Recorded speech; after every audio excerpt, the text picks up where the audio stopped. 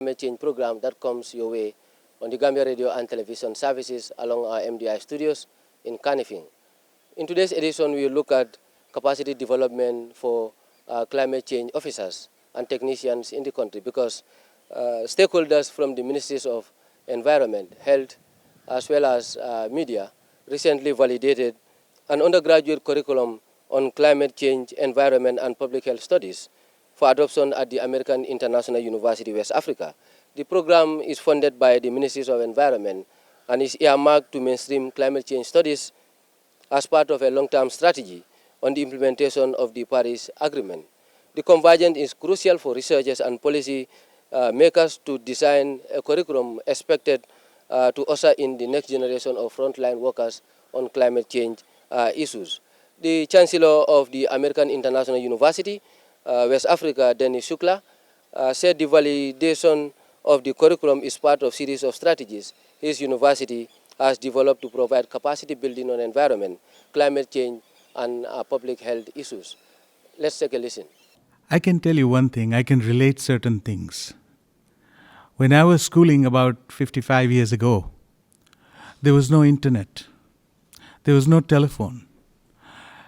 TV was hardly existent. I mean, that was like a big event. Technology has changed. World has revolutionized and made our life better.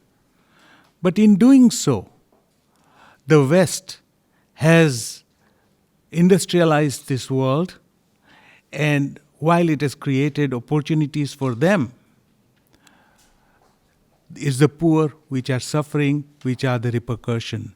Climate change is one of the issues which is a result of the Western industrial development. But this world is one. Whatever they do, we are suffering. So in 2016, they had the Paris Accord, where they wanted to they realized that climate change is real. Climate change affects everybody in this world, more so to the poor people. The ozone layer has depleted. As a result, which used to save radiation from outer space, penetrates the earth. You see the effect of health on that. Many people, some like me even, have suffered from cancer. That is because of the radiation, partly because of the radiation. Also, we can see definitive changes in the climate. Global warming is a fact. 1 degree raise in the world's average temperature will increase the humidity by 7%. And what that does is it creates rainfall, but not everywhere. It creates floods. It creates catastrophe for human people. We have seen recently in South Africa, so many people died because of the rain, uncontrolled rain. And so in Asia, we have seen the climate become more and more harsh. There are areas in the world where there is no rain, there is drought. That's the result of climate change. Wildfires are a result of climate change. And just think of it. The world population, it took 1 million years to be from 1 billion to 2 billion people on Earth. Today, we have 7.9 billion people. And by 2050, we are going to have 10.5 billion people on Earth. Just imagine that. Where are we going to get the resources? How are we going forward for the sustainability? That is what the Paris Accord has done. And the focus on 2050 to be carbon neutral is very important. Why is it important? Because that is the one which creates issues in the changes in the climate. The fossil fuels should be reduced completely. We will not only deplete those fossil fuels, but we will create a more catastrophic climate change because of the carbon emissions. And that is a fact. So climate change is a fact, whether you deny it or not. When I say 1 degree change in the world temperature, we individuals will not feel the difference if we have 28 degrees here and we go out 29 degrees. I'm not talking of that. I'm talking of the global average. So, to address climate change, first we have to understand climate change. We have to educate people. We have to make sure that the government follows up the protocols. Now, mind you, this climate change will affect not only the health of people, but it will affect the countries. Just imagine, with 1.5 degree change in climate or temperature worldwide, the Arctic and the Antarctic ice will melt, will result in a rise of about 2 meters of sea level. Banjul is 1.5 to 3 meters above sea level. Banjul will no longer exist. This is a fact. So if we don't plan it out, it is going to affect us. It is going to affect everybody in this world. I'm so glad that this government has taken a very progressive step into establishment of Ministry of Climate Change and Environment. I think so, if I'm correct. And in last 4 years to be very precise, all the major universities have started offering courses in climate change. But those are specialized courses, they are not degrees. American International University West Africa was established so that we would also contribute to the people of Gambia, but to the world as well. And I'm very, very proud and honored to announce that we are going to set up a college of climate change, environment, and public health, which is going to educate the students, make them understand about the climate change, how to address those issues. Climate change also gives us a lot of opportunities for employment of people. We need to move from fossil fuels to renewable, like wind and sunlight. We have plenty of both. I'm sure if we plan out properly, we will not only cut down on the foreign exchange need for the fossil fuels, but we will not have these rollout blackouts every once in a while. So I think so it is important for us to adapt to the new situation where we focus on renewable energy resources, as energy is the focus of growth for a country. So we are establishing a college of climate change, environment, and public health. And for doing so, we have all gathered here to look at the curriculum which is proposed and make sure that we are covering all the aspects. Because what we want to do, this will be the first, I think so, I'm not 100% sure, but this will be the first college of climate change, environment, and public health in Africa. In US, yes, all the major universities have these courses, but they are not exclusively these courses. So we want to be the leader, the front runner in establishment. And we want to bring in students not only from Gambia, but from whole of Africa and international.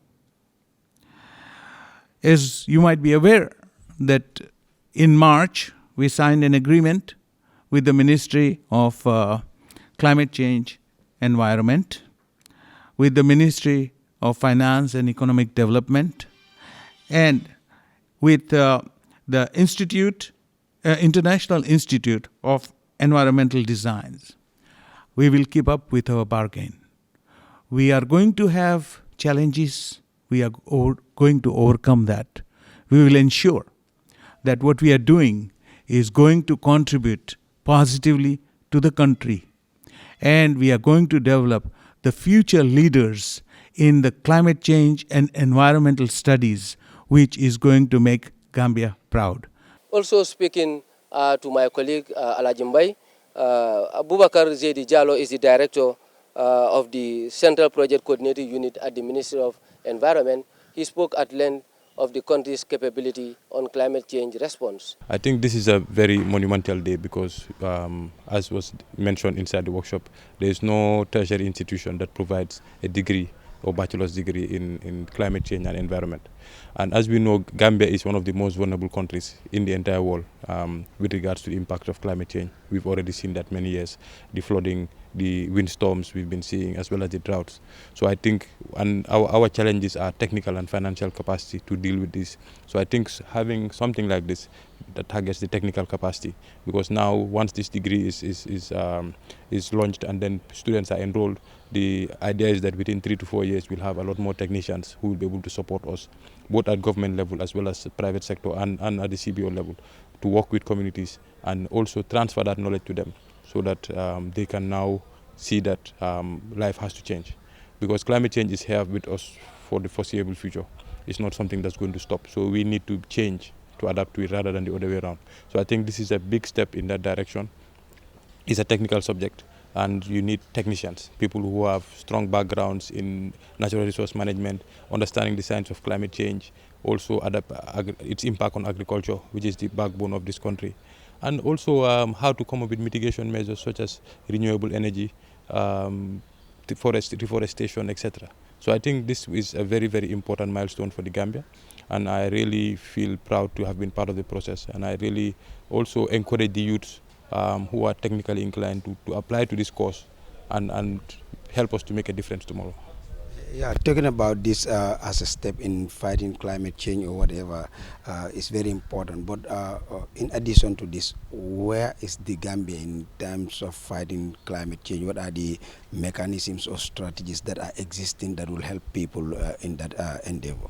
Well, of course, as I mentioned, our vulnerability is very high. So, of course, the government has also been serious with regards to managing the impacts. In 2016, a national climate change policy was prepared with support from the EU. This was validated, I believe, in 2018 by this current government. That policy has identified the creation of a climate change secretariat, which has now been done at the Ministry of Environment and is being headed by Director Alpha Jallo. We also have our NDC, which is our nationally determined contribution, which basically is a document which shows what commitment level is the country willing to invest in mitigation. And I'm very proud to say that, as also the national coordinator for that the Gambia had the best NDC in the entire world, but it's a plan on paper. So we now have to put it into action. We also have quite a few projects. Currently we have the EBA project, which is ecosystem-based adaptation, which is looking at reforestation and community support with regards to livelihoods aspect. Because basically, climate change impacts most on our food security. Infrastructure and all those are impacted, but basically it's our food security. Because when we used to have 6 months of rain, nowadays we have less 3 months or so, although this year we're expecting a better output. So it means that now farmers have to change. The type of seeds we use have to change. The practices we use have to change. So we need to be more conscious of moisture retention in the soil, also sustainable agricultural practices, etc. So definitely there's quite a lot being done, both at the policy level as well as the programmatic and project level. Now, finally, in addition to adopting good agricultural practices, we know that climate change, of course, is an issue and the trend is alarming. What will be your advice from a technical point of view to the people to ensure that the human-induced activities and so on are limited? Well, I think, first of all, the government also has to play a role because, one, we have to make sure that we conserve our forests very well, because the forests are the lungs of the world, basically. They absorb carbon and they give out oxygen. So the more trees we have, the less carbon will be available, and the less, although the Gambia's emissions are limited, but if everybody followed suit, and I think you always have to lead by example, the change you require in people should always start from you. With regards to the communities, I would advise them to also seek for more information. I know that there are a lot of projects trying to do sensitization to bring people up to a certain level, and they also need to understand, and I know those at the rural level have already noticed the changes in the temperature, in weather, and they have already tried to make some slight adjustments to manage that, because of course climate has been changing for a while. It's not just something that started yesterday. But I think having that awareness that the environment is key and conserving our forests will really take us a long way towards mitigating the impacts of climate change. Every person needs to grow a tree. It's not very difficult. I mean, the environment we're in is green, it has a lot of trees, and the shade, you can see the benefits. So I think that is something that really should be emphasized at the household level, that every individual should be responsible for one tree at least, and then try and grow it, so that over time our country can be reforested. That was Abubakar Zaidi Jallo, Director of the Central Project Coordinating Unit at the Ministry of Environment, Climate Change and Natural Resources. Earlier you had the Chancellor of the American International University, West Africa, Dennis Sukla, speaking on the undergraduate degree program earmarked at his university on environment, climate change, and public health issues. Away from that, we will now look at some energy matters because the OMVG project is currently training staff and relevant stakeholders on gender-based violence and sexual harassment. It is apparent that such practices do occur in workplaces as well as projects in this nature.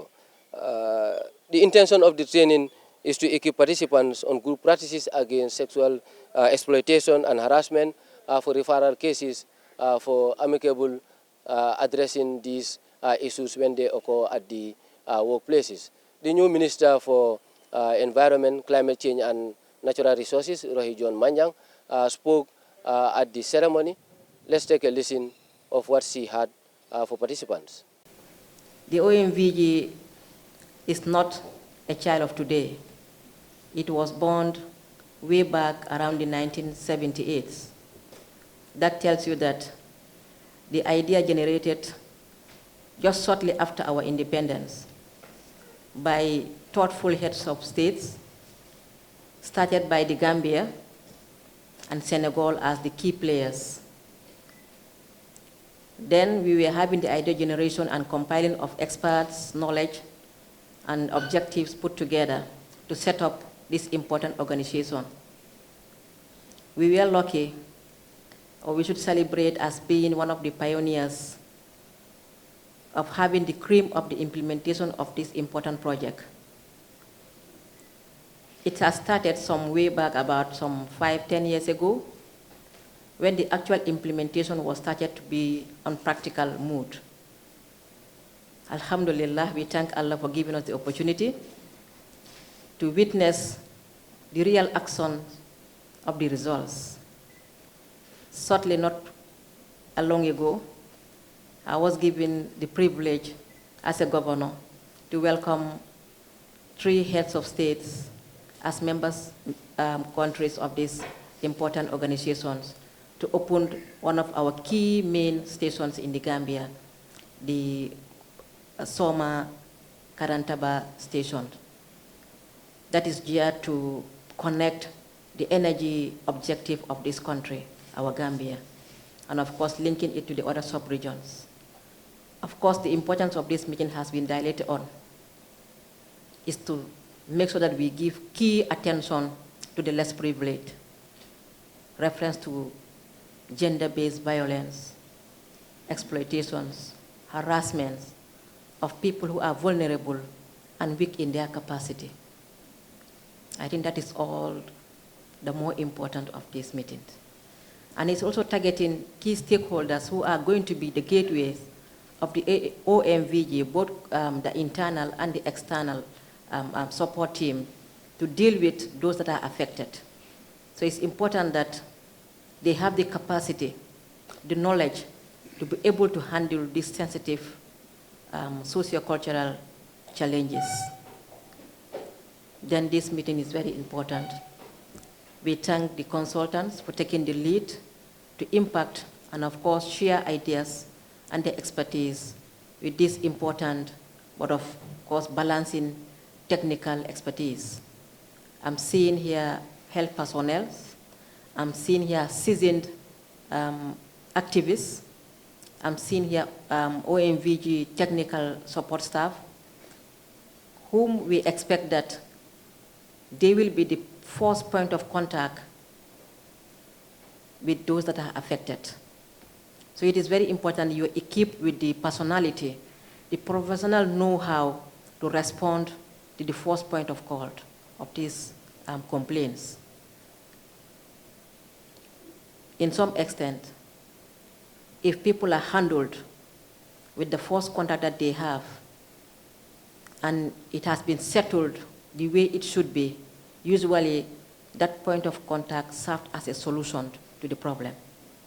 So it's very important that we have people who are equipped enough and ready to receive those that have been affected with open arms and a resting shoulder, so that we'll be able to manage the unexpected of this odd situation that will come our way. Every project must, of course, be able to design ways to respond to this. It is in our society. As said by the consultant, it's not for Gambia or for Africa, but it's the whole world who are battling with this. It's also part of nature. Some of these things is not even by accident. It's by design of the two parties. But to some extent, it's after the entire thing, one party of it will regret. Then we will still call it as an exploitation or a harassment. But notwithstanding, we have to be equipped to make sure that we handle situations in that nature, so that to make the energy project an all-inclusive. In as much as socioeconomic benefits are going to be there, it should be designed to respond to the less privileged, their rights and their responsibilities. I would conclude to say that in as much as that you're going to be the liaison between the OMVG and the community, specific to those that are going to be affected, we also have to be advocacy of people to take responsibility of their citizenship, their rights. Those that are developed, why they are able to manage such situations is because people understand that they have a limit in pursuing for their rights. To make it more blunt, we don't have to lie. Somebody cannot just come and lie because you want attention, or you want to implicate somebody, or you want to be paid back or resources. It's not acceptable. That you are demanding on falsely, you're infringing into the rights of another person. Whatever we're going to do to attend to these situations is going to be taxpayers' money, and it has to be utilized efficiently. On that note, I wouldn't rest on the mic not thanking the OMVG High Commissioner and the entire team for taking the bull by the horn and implementing one of these most important components of this project, and World Bank for being the support base, making sure that the target of the OMVG is being achieved through the implementation of this project. I thank the organizers and the coordinators. I thank Mam Samba Diouf for stepping in for the Gambia. The Agency for the Development of Women and Children, ADWAC, is a key partner in the implementation of the project, and its director, Mam Samba Diouf, was present during the training ceremony. He also had something to say. As we are all aware, the OMVG is an institution that brings together 4 countries in the sub-region, the Gambia, Senegal, Guinea-Bissau, and Guinea-Conakry. We are also all aware that the OMVG is playing a leading role in the energy sector within these 4 countries. So some of you who are familiar with the project will realize that the OMVG has energy project which has been started in Soma and Birkama, trying to provide cheap electricity to the Gambia. And obviously, like they always say, each development step has its advantage and disadvantages. Obviously, the OMVG is providing cheap energy for the nations within these 4 nations that I've mentioned, but it also has potential negative impact on other aspects of life. I mean, we are all aware that OMVG is pumping in huge amounts of money into the energy project, which means that the development operations of the project, as well as the human and financial flow that is generated around the energy infrastructure that OMVG is creating, also has the potential to encourage gender-based violence, sexual exploitation and abuse, sexual harassment, and potential abduction of minors. I mean, these are, some of the negative impact, potential negative impact that the OMVG energy project may have. And as a result, OMVG found it absolutely necessary to also contribute towards ensuring that this issue of gender-based violence, which might be potentially encouraged by the project, is also taken on board and addressed. So it is against this background that an organization called RADI in Senegal has been hired to work with stakeholders who are basically those of you who are working here, working at the grassroots level to address the issue of gender-based violence, for RADI to coordinate the capacity building of stakeholders with a view to ensuring that the capacities are enhanced for the management and reporting, as well as even the prevention of gender-based violence. So this training is coming behind the wheels of building the capacities, your capacities, in ensuring that you are up to the task in your contribution towards fighting gender-based violence, managing cases, as well as reporting it. That was the Executive Director of the ADWAC, Mam Samba Diouf. Earlier, we had the new Minister of Environment, Climate Change and Natural Resources, Rohey John Manyang, speaking to participants on the need to adopt good practices at workplaces. Earlier in the edition, you had the Chancellor of the American International University, West Africa, Dennis Sukla, as well as the Director of Central Project Coordinating Unit at the Ministry of Environment, Climate Change and Natural Resources, speaking on the adoption of the validated document on the adopted undergraduate degree program for climate change, environment and public health issues. These two major milestone development will go a long way in response to climate change issues, as well as mitigation and adaptation measures as stipulated in the National Determined Contribution of the Gambia. This is all what we have for you. I am Usman Mane, your host. Thanks to my cameraman.